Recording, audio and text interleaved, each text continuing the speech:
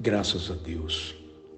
Meus irmãos, a paz do Senhor Jesus, eu estou aqui nessa manhã para trazer uma palavra de Deus para o seu coração. Você sabia que Deus, pelo seu amor infinito, estabeleceu a sua graça para nos dar a salvação? Mas o que é a graça de Deus? Graça é um favor ou uma benevolência que nós não merecemos.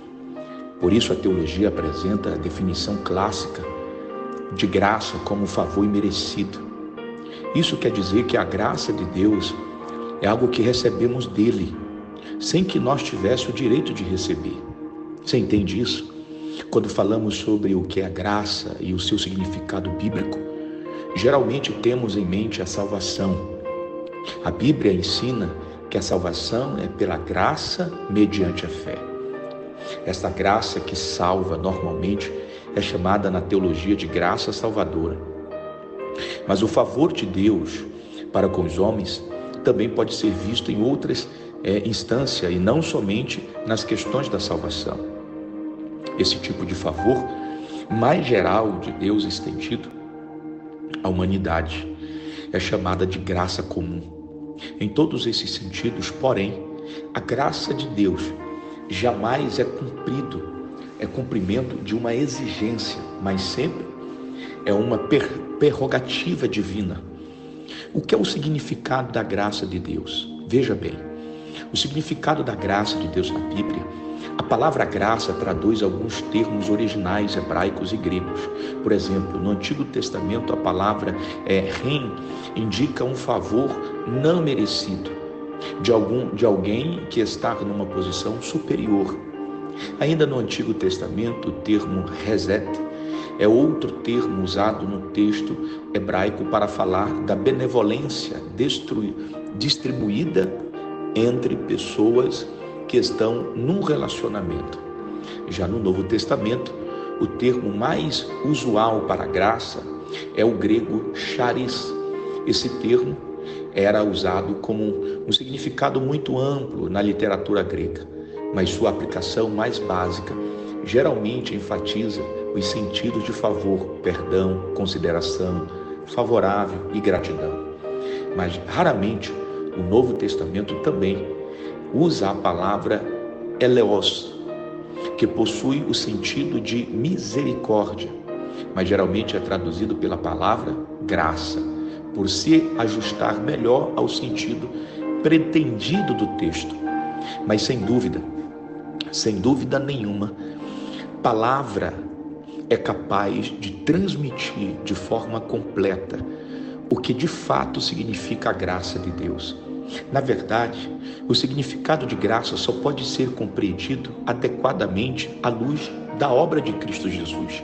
Veja, em Isaías capítulo de número 9, versículo 6, a Bíblia fala que o profeta Isaías profetiza o nascimento do Messias, dizendo: o menino nos deu, um filho nos nasceu, e o principado está sobre os seus ombros.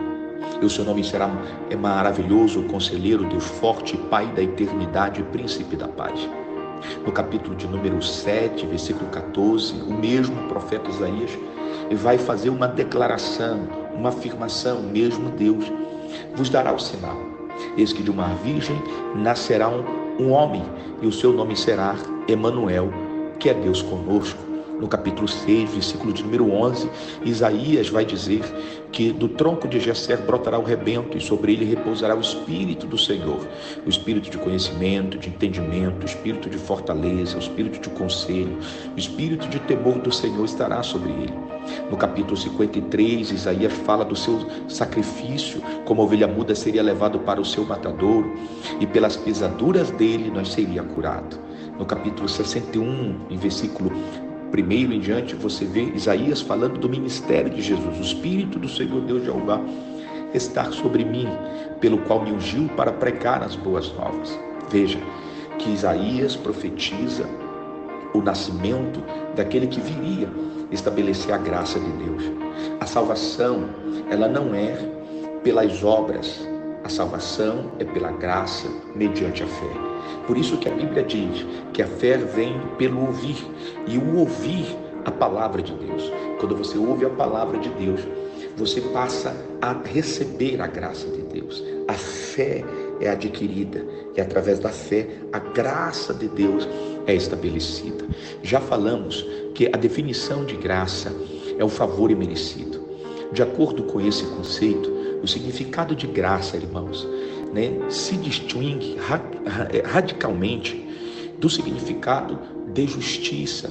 Isso porque a justiça é essencialmente algo merecido. A justiça fala de uma retribuição sobre um padrão de mérito. Em outras palavras, a justiça é merecida ou conquistada através de obras e condutas que foram observadas previamente por alguém. Então, há uma diferença entre graça e justiça. A justiça é merecida por alguém, que mereceu a justiça. Mas, por outro lado, a graça é algo ofertado a alguém que não merece receber nada. Enquanto a justiça é devida, a graça é simplesmente dada espontaneamente. Isso quer dizer que a graça não é uma retribuição justa por algo realizado, mas é um presente de Deus, é um favor não conquistado como base em méritos, em obras. Eu trabalhei, eu orei, eu consagrei, eu evangelizei, eu ganhei alma, eu dizimo, eu oferto. Isso não é mérito para a graça. Aleluia. Esse contraste nos ajuda a entender o contexto bíblico da graça de Deus. Muita gente questiona a existência do sofrimento no mundo. Por que o crente sofre? Por que passamos por luta? Ou o fato de nem todas as pessoas serem salvas. Infelizmente, algumas vezes essas pessoas ficam inclinadas à dúvida do caráter de Deus. O erro dessas pessoas está justamente em não compreender o que é a graça. Essas pessoas pensam que Deus deve algo ao homem, que Deus deve algo a você ou a mim. Não. Mas a verdade é que Deus não está numa posição em que Ele seja obrigado a agir de forma favorável à humanidade, à pessoa, à mulher, ao homem, à criança, ao jovem. Se Ele derramar do seu favor sobre o homem, isso é graça. Se Ele derramar o favor sobre a mulher, isso é graça. Se Ele derramar do seu favor sobre um jovem, sobre a humanidade, isso é graça de Deus.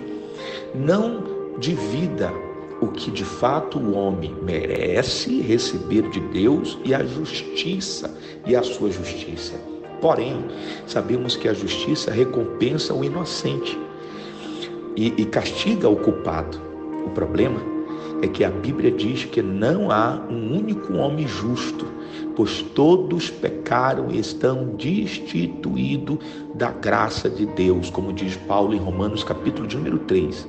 Então, diante de Deus, todos os homens são transgressores, que merecem receber o peso da justiça. A Bíblia diz em Romanos capítulo 1 que o homem inclinou-se para o pecado, para a transgressão, para a iniquidade. E essa iniquidade traz castigo sobre o homem. No capítulo 2, Paulo fala que nós merecemos. No capítulo 2, 3, que o homem, a humanidade merece a ira de Deus. Nós não somos merecedores pelo pecado, pela transgressão, pela mentira. Você sabia que tem crente que mente, que engana? Você sabia que tem pessoas que preferem destruir uma igreja, crentes que preferem destruir um pastor, que preferem destruir o seu irmão que caminha junto para a salvação, do que permanecer numa vida de unidade, de comunhão? Você sabia que tem pessoas que foram alcançadas pelo Evangelho, mas elas não conseguem transmitir uma originalidade bíblica, porque eles provam que eles foram alcançados pelo Evangelho, mas não foram transformados pelo Evangelho, porque não há misericórdia neles, não há perdão, não há compaixão.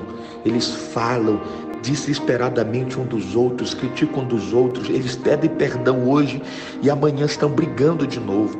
Eles se arrependem agora, mas amanhã voltam a velha criatura. Por isso que a Bíblia diz que nós somos merecedores da ira de Deus. Nós não merecemos nada de Deus. O que nós merecemos é a justiça de Deus pelo mal que cometemos, pelo pecado que nós praticamos. Por isso que é muito importante nós entender que a graça de Deus é um favor que nós não merecemos. Mas engana-se quem pensa que a graça de Deus anula a sua justiça. O fato de Deus agir graciosamente para conosco não significa que sua justiça fica insatisfeita. Para entendermos isso, precisamos olhar para como a graça de Deus é revelada em Cristo Jesus. Veja, irmãos, aqui eu concluo esta palavra. A graça de Deus revelada em Cristo Jesus para nos salvar, para nos trazer salvação. Soberanamente, Deus resolveu agir de forma favorável para aqueles que mereciam o castigo, a punição, o inferno. Ele resolveu declarar inocente aqueles que mereciam ser condenados, presos, aprisionados, escravizados, mas ele não fez isso apenas ignorando o erro dessas pessoas, pois se fosse assim, ele não seria justo. Então, nesse ponto, encontramos Cristo nos mostrando o que de fato é graça de Deus. O que aconteceu foi que o erro dessas pessoas culpadas foi punido na pessoa de Jesus.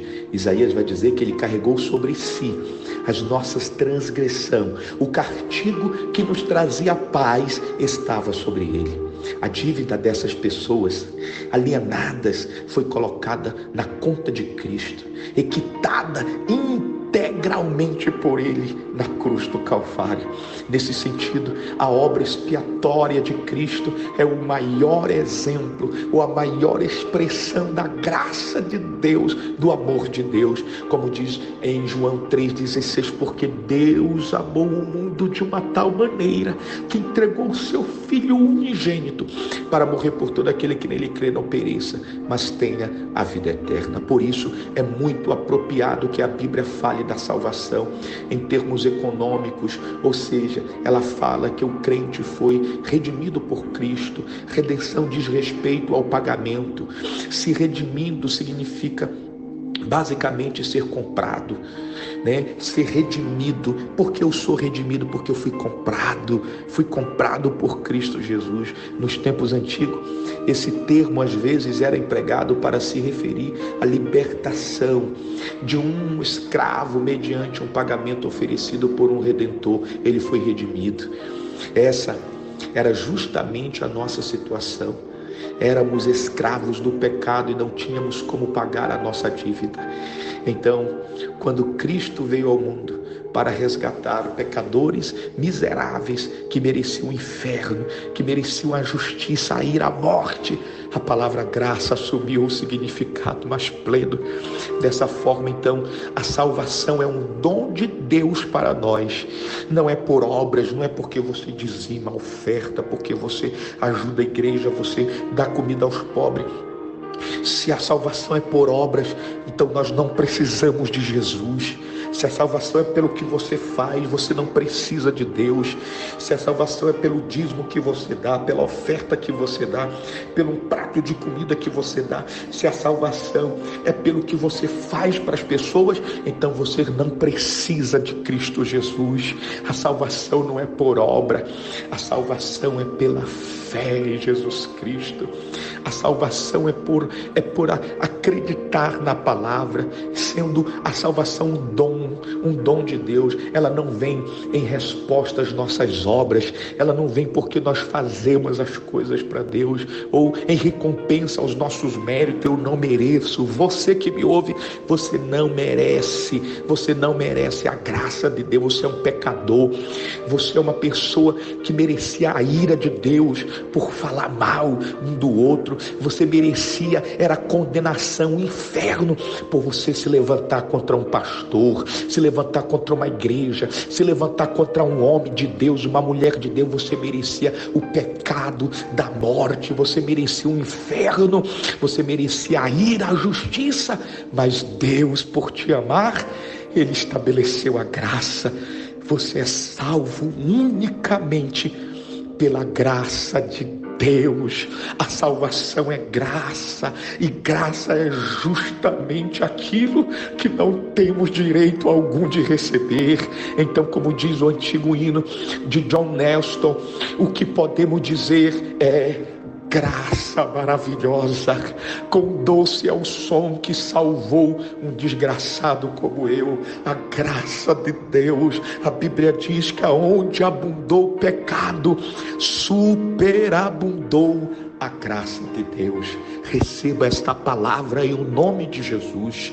Eu sou o pastor César Santos. Se inscreva no meu canal no YouTube, Pastor César Santos Dourado. Se inscreva e compartilha. Esta é mais uma mensagem para edificar sua alma. Você é salvo pela graça de Deus. Que Deus te abençoe.